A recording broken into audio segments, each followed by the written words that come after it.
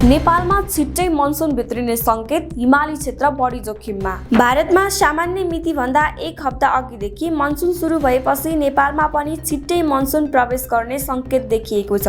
भारतको केरलमा जेठ 10 गते 24 मेमा नै मनसुन भित्रिएको पुष्टि भएपछि नेपालमा समेत आगामी केही दिनमै मनसुन सुरु हुने अनुमान मौसमविदहरूले गरेका छन्। नेपालमा सामान्यतया 13 जुनमा जेठ अन्तिम साता मनसुन प्रवेश गर्छ, तर यसपालि भारतमा 16 वर्ष यताकै छिटो मनसुन सुरु भएकाले नेपालमा पनि ढिलो नहुने वरिष्ठ मौसमविद मीन कुमार अर्यालले बताए।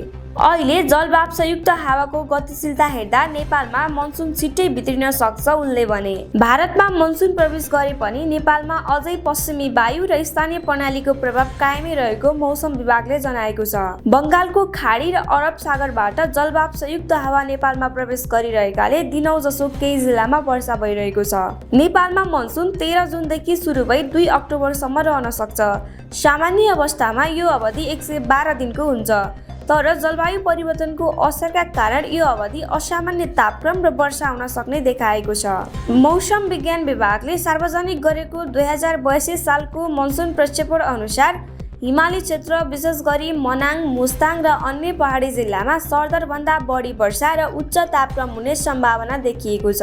यसले हिउँ तीव्र पग्लिने र पहिरो तथा बाढीको जोखिम बढाउने विज्ञहरूको भनाइ छ। भूगर्भविद डाक्टर वसन्तराज अधिकारी भन्छन्, हिमाल पारीका जिल्लामा अधिक वर्षा र तापक्रम बढेमा त्यो खतराको संकेत हो। पानीले हिमाल खियाएर तल झर्ने भएकाले मधेससम्म जोखिम फैलन सक्छ। कुन ठाउँमा कति वर्षाको सम्भावना छ त? विभागका अनुसार गण्डकी, लुम्बिनी र कर्णाली प्रदेशका अधिकांश भूभागमा सरदर भन्दा 55 देखि 65% बढी वर्षा हुने सम्भावना छ। त्यस्तै सुदूरपश्चिम प्रदेशको दक्षिणी, लुम्बिनीको पश्चिमी र बागमती तथा कोशी प्रदेशका उत्तरी भूभागमा 45 देखि 55% बढी वर्षाको पूर्वानुमान गरिएको छ।